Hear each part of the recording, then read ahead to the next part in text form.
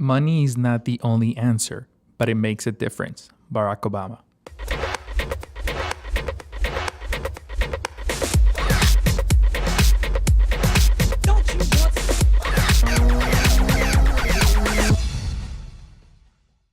Hey hustlers, Christian here, the host of The Hustle Show. Thank you so very much for tuning in on episode 7. I'm super excited for today's episode because it's a true gold nugget, what we're going to share with you today, okay?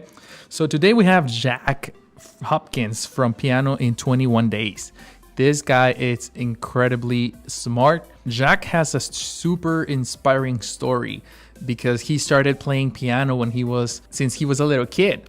And suddenly he realized that he was able to turn his hobby and his passion into a profitable business by teaching others how to play piano super fast in a very modern way. And not only that, now he's teaching others how to monetize on their passion, how to create courses around your passion.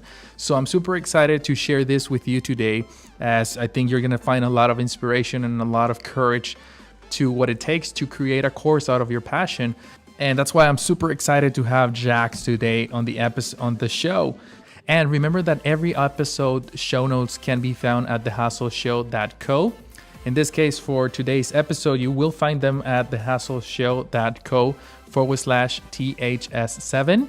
So you will find all the show notes and all the links to connect with Jacques. One last thing before we jump into our call, and that is if you hit that subscribe button right now, I'm going to be super grateful for you because you will be helping a ton of other people to find our show. It will help iTunes and YouTube to see that we are providing good, valuable content that you appreciate, and it will help us reach a lot of other people that are looking for the motivation and all the stories that we're sharing here. So I would truly appreciate if you hit that subscribe button right now in this very second. Either you're watching this on our YouTube channel or you're listening into our audio experience podcast. Just hit that subscribe button and it will mean the world to me, okay? So without further ado, let's jump into the call with Jacques Hopkins from pianoin21days.com. All right, hustlers. So today's episode, we have Jacques Hopkins from Piano in 21 Days. Welcome, Jacques. Thanks for having me. Yeah, we're very, very excited to have you here. I know you're a little bit about your story, and it was one of those stories that I knew that we had to share with the hustlers, to all of the listeners, of how you basically reinvented the lessons of piano and this amazing story. So I'm very excited to dig deep and just get a little bit of the feeling on how was that entrepreneurial journey for you. Cool. Well, I'm usually pretty transparent, so I'll try not to hold back too much. Very cool. All right. So, like I said, you've come a long way, and I know you went from being an engineer and now, became a very successful, piano teacher in the modern world, which is something very different to what we're used to. I'm guessing when you say modern songs, it's not the typical Mozart and things like that. So I'm very excited to hear how did you get involved in this? How did it all started? Yeah, sure. Make sure you don't lie to people. Very successful. That's quite something I need to live up to if you're going to label me with that. But yeah, like you said, I was an engineer. I was an engineer for 8 years, and just always kind of wanted to have my own thing, preferably something online, something that allowed me to still, travel, somewhat work from anywhere type of a thing. And really, ever since reading 4-Hour Workweek, just like a lot of people, back in 2008, I think I first read 4-Hour Workweek, and I always just wanted to have something. And I tried a lot of different things, and eventually just clicked. Hey, I've been playing piano my whole life. I have this story about piano where I hated it for a long time, and I hated learning only these classical pieces and things. I was embarrassed to tell my friends growing up that I knew how to play piano, because who cares about Bach and Mozart? But if I was actually learning songs that they liked, I wouldn't have been so ashamed and embarrassed to tell my friends growing up that I actually played piano. So I kind of broke down the piano learning process when I was like 18, 19, 20 years old. I've got kind of a mathematical engineering mind. And so I put it back together in a way that to me was a lot simpler and, very step-by-step, and allowed people to learn more modern songs on the piano. And this is not for somebody that wants to be an expert on the piano. This is for people that just want to have fun at it, want to be a casual pianist. And so in 2013, after trying several different businesses, it just kind of clicked. Okay, let me teach people how to do this on the piano. And I figured the online course was a good way to do that at the time. Absolutely. I mean, it's one of the very demanding things that a lot of people is looking to learn from other experts and from other people. But that's what caught my attention is like you were not the typical piano professor. You were the different one. You know, you were for the regular people like me that I suck at music. But I mean, I saw your side and you feel that you have that you're feeling that need and that niche of people that you know they don't want to just go pro. They just want to learn how to play it for fun. Yeah, absolutely. And another funny thing is, I mean, I honestly had never taught somebody how to play piano when I started my online course. I just knew, you know, I actually put a video on YouTube, probably like 2010 or something, of me playing a modern song on the piano. At the time, it was a super popular song. I'm kind of embarrassed about it today, but it was Lips of an Angel by Hinder, maybe in 2009. And I put this video of me playing that song on YouTube, and that's not a piano song. That's like this really poppy guitar song. But I played my own version of it on piano that I learned in like 5 minutes with this way that I learned that I now know how to play piano. And it was the only video of somebody playing piano to that song at the time. So it kind of blew up because the song was so popular. Everybody was like, how do you do that? Like, please give me the sheet music. Like, I want to know exactly how to play like that. And to every one of those messages, I was just like, sorry guys, it's just like my way of playing. Like there's no sheet music or anything like that. And like, I wasn't in the entrepreneurial like mindset as much then. I didn't see the opportunity then that, hey, all these, there's a demand for this, but it kind of clicked. That's part of what clicked several years later is that I saw the demand for people wanting to learn how to play like this. So it's, you know, more modern stuff, and it's hopefully quicker and faster than just about anything else out there. That's so cool. When you say blew up, did it go viral or something? How many views did you have on that video? Well, you know, 100,000 views back in 2009 that's was that's good. a lot. Yeah. Yeah, it's not as much now. You know, I have one video now that's about to hit 1 million views, and I would say that back then getting 100,000 views was probably more of an accomplishment. Right. Yeah, but definitely. I mean, because, you know, back in 2009, probably YouTube was like 3 years old, 3 or 4 years old. Yeah. So yeah, there was hardly any viral videos like we see now, but 100K, that's a lot of views, man. I love that. Yeah.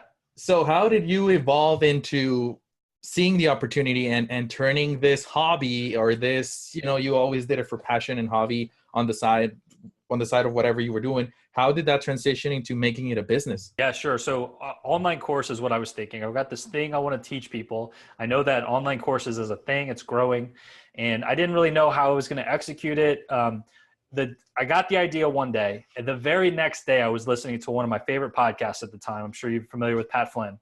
Oh yeah. And yeah. I was listening to the latest episode of the Smart Passive Income podcast, and he had a guy by the name of Steve Nixon on as his guest. And Steve was on because he had successfully made and sold an online piano course the very next day that I had my idea. And so that just validated my idea. It was perfect at the time. And I'm like, okay, this can be a thing. This can be successful. You know, some people say when they want to create an online course, well, maybe I shouldn't do it because my thing already exists. Somebody's already made that online course. And that's not a reason not to do it. That's a reason to do it because it shows that there's already a market out there for that thing. And it gives you an opportunity to present put your own spin on it, put your own unique voice on it, because you're not going to make an online course exactly the same as somebody else's. So I was just listening to that podcast. I was like, wow, this is such a validation of my idea. So cool. Since then, I've been able to speak with Steve Nixon several times, and he's given me some good tips and everything. And so that's really what, you know, catapulted me into saying that I was going to do it. I was going to push forward. I was still working my full-time job at the time. And so I had to, you know, the biggest challenge at that point was I didn't have to learn anything more on the piano. I had to learn how to do internet marketing, you know? I didn't know the first thing about it. So that was the struggle at first. Yeah. And I think it's one of the biggest things that a lot of people get afraid is like, well, you know, I'm an expert in this area, but how do I package it and how do I sell it?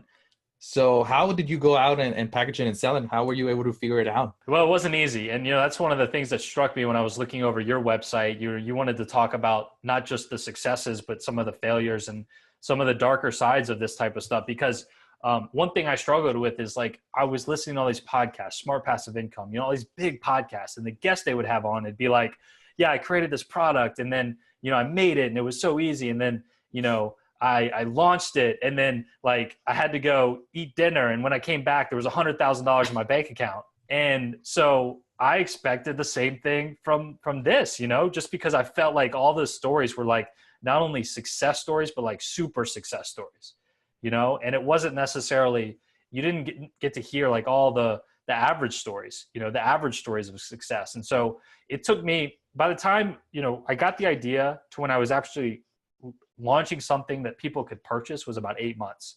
So in that period, you know, I was working a job, so I didn't have a lot of time to spend. But in that period, I had to learn a lot of marketing stuff. I learned about squeeze pages and email marketing and all this. And I started putting new videos on YouTube and started generating leads. I had a lead magnet. People would go to my website, they'd get a little sample ebook.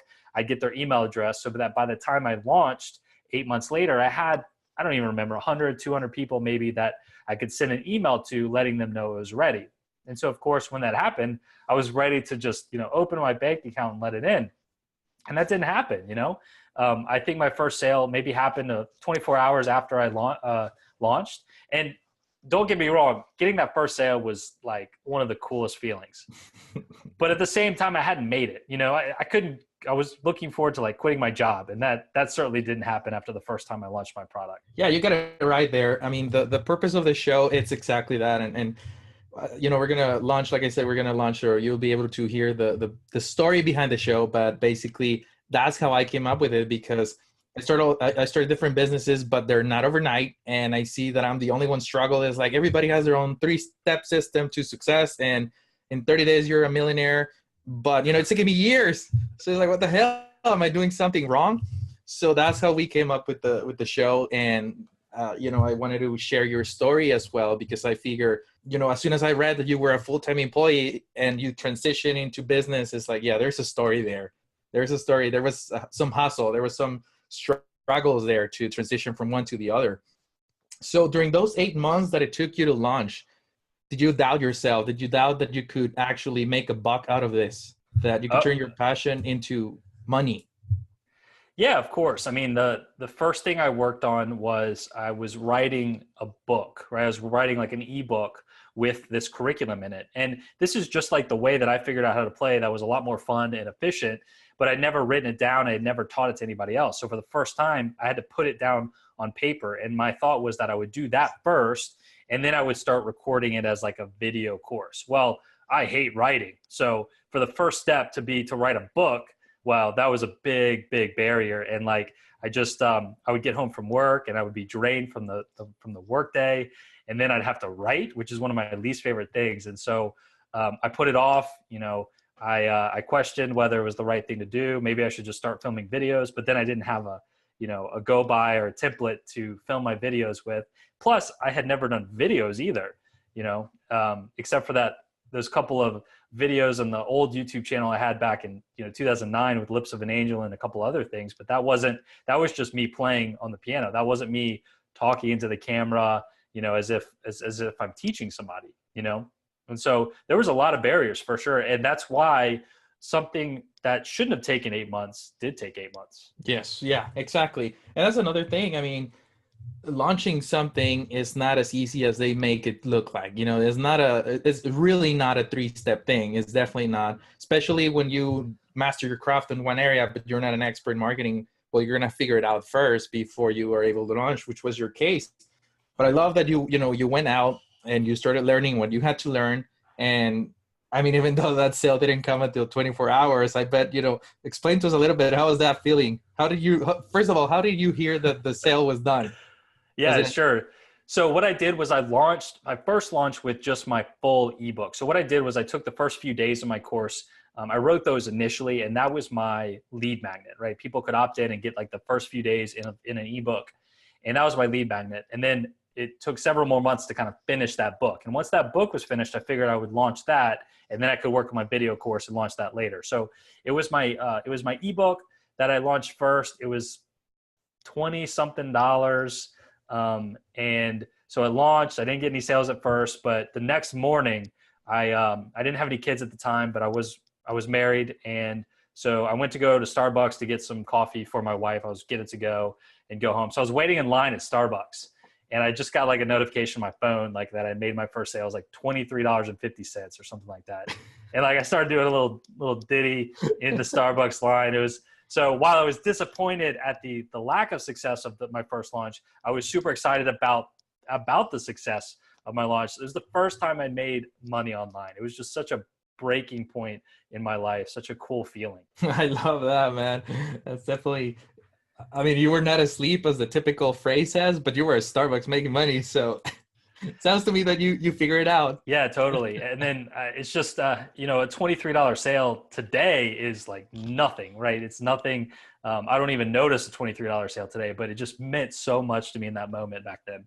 It is. And I mean, it really doesn't matter the amount, is the you're able to achieve and to get there, to make even a few, a buck or $2, whatever it is that feeling. It's that feeling, and I'm so proud of you of all you took action, you went for it. And looking now at the transition from, you started this on the side, but you had your full-time job. How was the transition from the full-time job to your business? How did you feel ready, or how did it all happen? Yeah, sure. Good question. Obviously. So a lot of people will like work on their side business. And then once they're like making as much from their side business as their full-time job is when they know they can step away. Well, for me, it was not the case. And I'm also not a big risk taker. So it was a little strange because I was making maybe $1,000 a month from Piano in 21 Days when I quit my job. And I was making more than that as an engineer.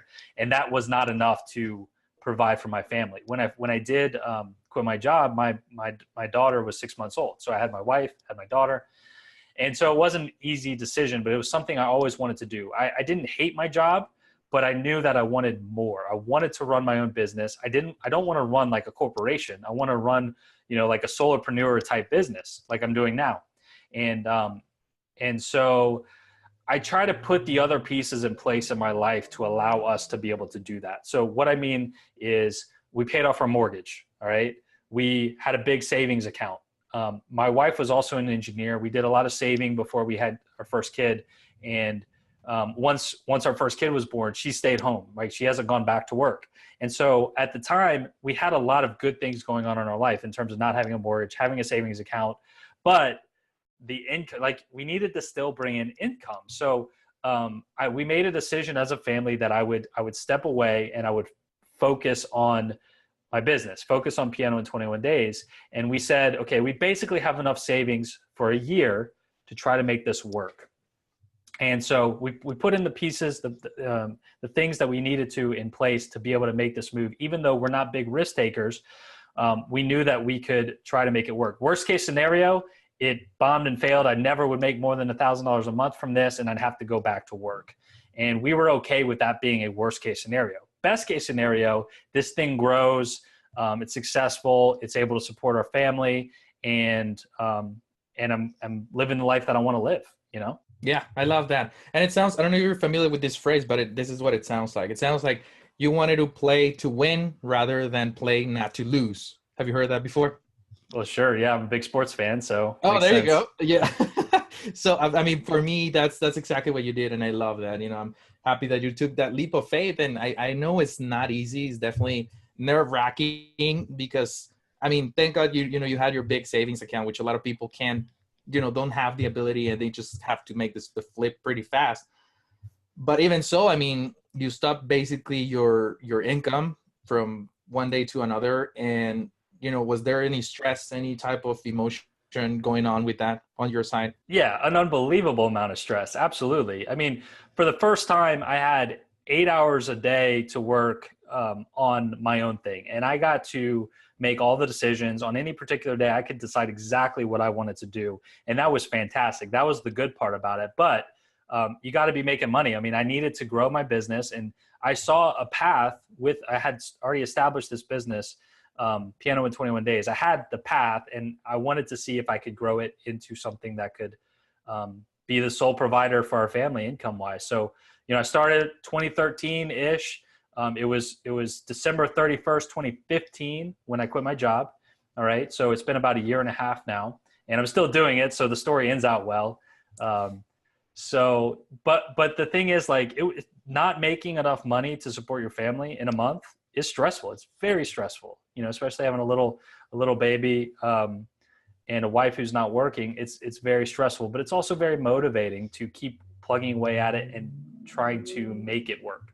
So I'll tell you this, I said that we were going to give it a year. We basically had a year's worth of savings to where we were living on a lower budget than we're used to, in order to make it work. And it didn't take off right away. I mean, I got it a little above 1,000, 2,000, whatever. And, toward the end of the year, it was like November and I still hadn't made it yet. And my wife comes to me and she told me she was pregnant. And so, very first thought in my head, got to go back to work. Right. Right. So now we're going to have a second kid. I haven't made this work yet. The year's almost over. It may have been October. I might have had a couple extra months there, but that was my first thought. And I started looking at jobs, a little bit. I wasn't too gung ho about it because I was also still hitting it hard, trying to make my business work. And it feels like ever since that moment where she told me she was pregnant and I really, was in crunch time, that's when my business really started to take off. Very cool. I love that. I mean, basically you either had to make it or failed trying. Right. But I mean, that's what I tell a lot of people. I mean, the worst case scenario, getting a job is not too bad. I mean, you come back up and you try again, something else. So I love how you position yourself to, that was your worst case scenario, which is not bad. It's just in the meantime, while you figure it out things and you make it grow. So how was that? How were you able to how was that little moment where you just took off? How did that feel for you? Well, it feels great. I mean, it's not like one month I made $2,000 and the next month I made $20,000. It was a progression, but it was a good progression. And, that's pretty much every month this year I brought in enough money with surplus to support my family. So that's been really good. One of the biggest things is just starting to advertise, right? I mean, I have a YouTube channel, and for the longest time, that was the main source of traffic to my website and to my business and everything. And that would bring me like 10 leads a day or something, which is great for free traffic. Basically, you put these videos out there, and then you just let them work for you. But I needed to scale my business. It was all about scaling my business. I had a product that people loved. I got great feedback. I had great video testimonials. I knew that this was successful for a lot of people, and I just needed to, expand the outreach. I needed to get more traffic. So the first place I looked for traffic was Google AdWords, and I started doing some Google AdWords campaigns. And look, I had tried Google AdWords in the past, but what made me not successful in the past that made me successful this time is actually took the time to really learn about it and really learn how to use it. So before, I just created one little campaign, one ad set, and targeted one search term, like learn piano fast. And it wasn't really successful. This time, I took a 20-hour-long online course on Google AdWords. I feel like an expert on Google AdWords now, and I implemented everything that he said to implement to a T. This was back October, November of last year, and I started getting results immediately. Positive ROI. Just getting more and more people into my sales funnel, more and more people buying my course. So instead of 10 email addresses, 10 leads a day, I was getting 60 a day, which was a nice big increase. So that's, I saw a big jump there. And since then, I'm now doing Bing ads and Facebook ads. I spend a lot of money each month on advertising, but I'm making it back, plus more in revenue. That's so cool, man. Yeah, I've tried Google AdWords, and I haven't definitely not taken a course either. So every time I try it, it's just mega fail.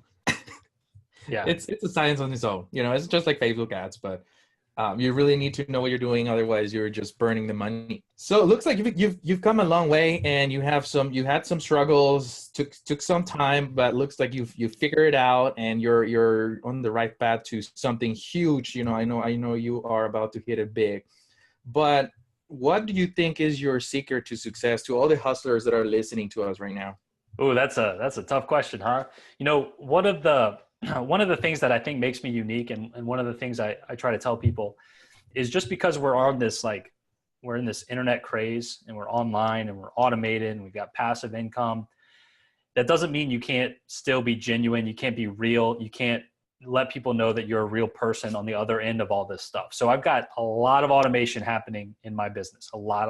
But I've also got a lot of things that are not automated. So for example, half of my sales come on phone calls. Okay. So prospective students can book a phone call with me and we can talk through it together. It's actually me when I pick up the phone, or when they pick up the phone, it's me. It's just me, right? It's not a salesperson or anything like that. And we talk it through. I ask them what their needs are, what they're looking to do, what they're looking to accomplish. And then I can tell them if it's a fit. And I'm not simply trying to make a sale. Obviously I'm trying to make a sale, but if they're like, well, my ultimate goal is to play classical music. Okay. You're not a fit, go. And then I'll tell them the right direction to go, and they're not going to be a student of mine. But by the time we get on the phone, most people are going to be a good fit.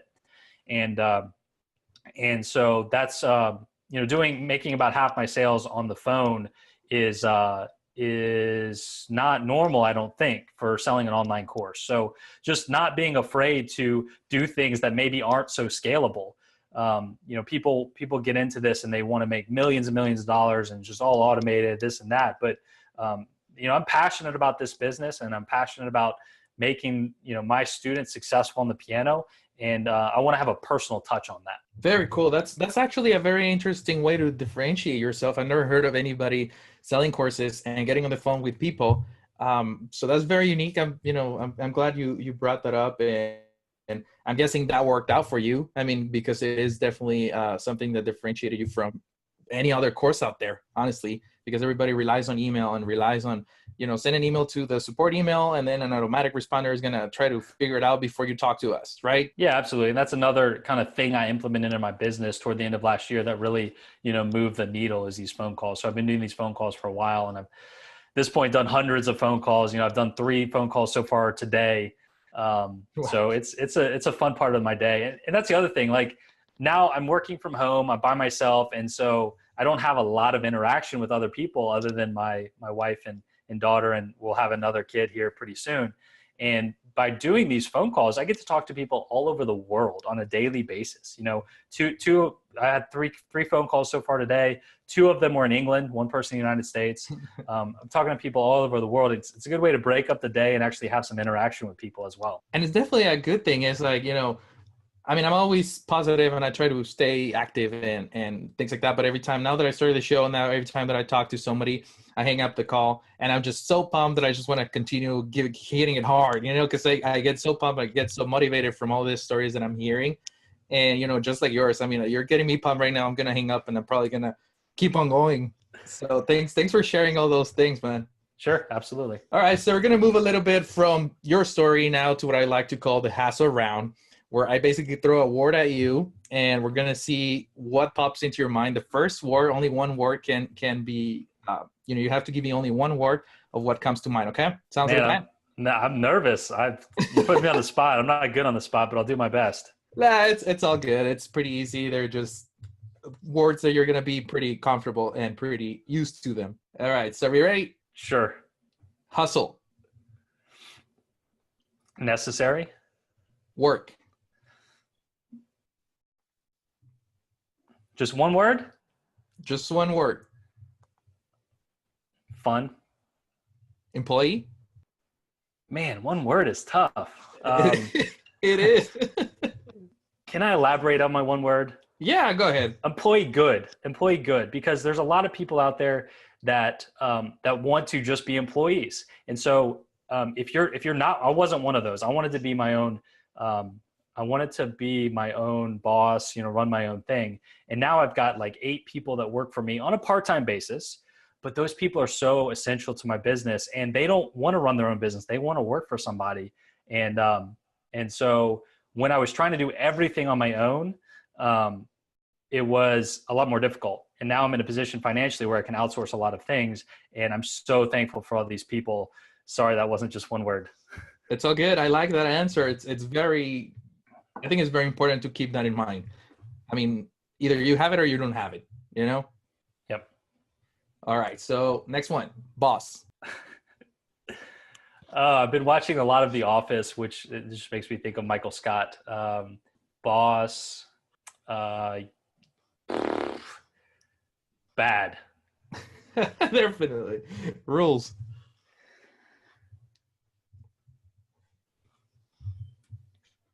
Rules. Break. College. Overrated. Fear.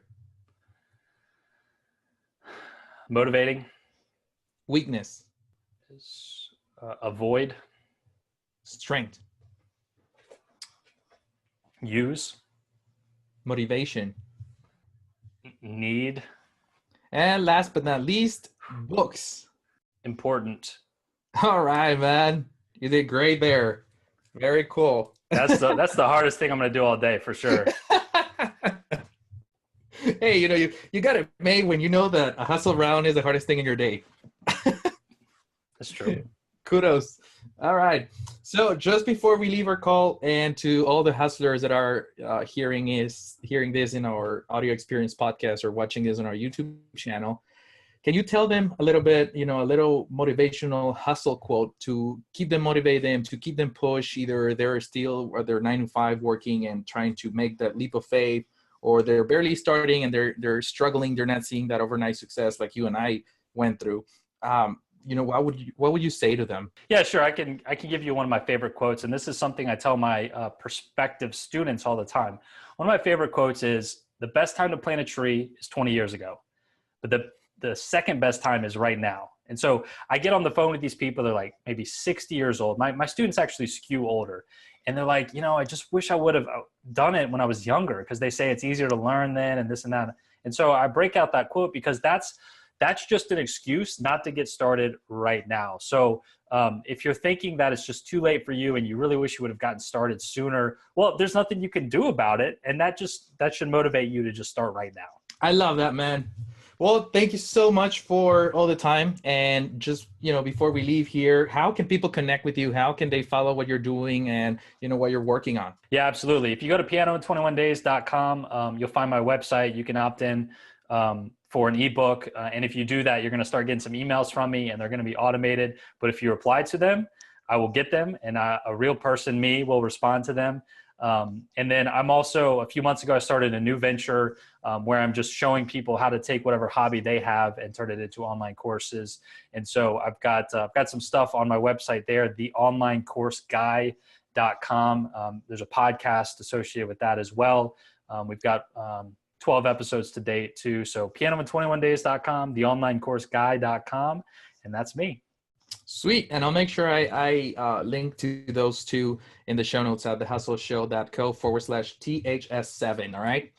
So again, Jack, thank you so very much for taking the time, man. I know you're pretty busy with your calls and taking care of all these amazing businesses that you've built, but I really, really appreciated you taking the time and talking to us and sharing your hustler story with us. Absolutely. I appreciate it as well. And good luck with the new podcast. So there you have it. The story of Jacques Hopkins from pianoin21days.com, an incredible journey that he wanted to share with us, and that I'm super pumped and excited that I had the opportunity to share with you as well, to all the hustlers that are listening to us right now. And I hope you truly get some inspiration from today's episode, and that it makes you want to take action and go all in into building your dreams, okay? Because that's the only purpose of the show, to inspire you, to motivate you to take action. And I hope you tune into our next episode, as we're going to have a super funny episode actually on episode number 8, where we're going to have this Amazon super genius guy that is just crushing it, and he shares some insights and some really good golden nuggets that I think you're going to appreciate. So make sure you tune in on Monday, and so that you don't forget to tune in, make sure you hit that subscribe button right now. Either you're watching this on our YouTube channel or listening on our audio podcast experience.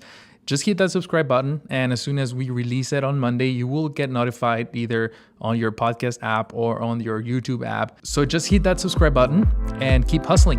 I'll talk to you soon. Guys, thanks so much for tuning in to the Hustle Show audio experience. I hope you enjoyed today's episode. And even if you didn't, make sure you subscribe to the podcast right now. It's still free. Visit thehustleshow.co for all the show notes and to watch the video experience of this episode. We'll see you soon.